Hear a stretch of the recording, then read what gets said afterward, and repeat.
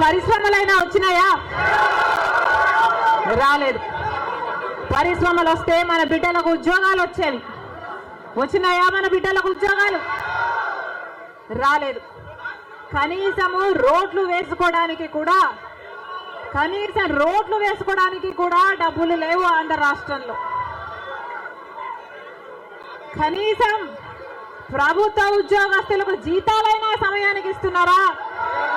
దానికైనా డబ్బులున్నాయా? దానికి కూడా డబ్బులు లేవు. దేనికి డబ్బులు లేవు.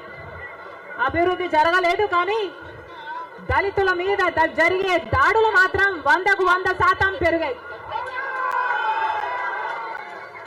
ఎక్కడ చూసినా ఇసుక మాఫియా, ఎక్కడ చూసినా లిక్కర్ మాఫియా, ఎక్కడ చూసినా మైనింగ్ మాఫియా, ఎక్కడ చూసినా దోచుకోవడం, దాచుకోవడం.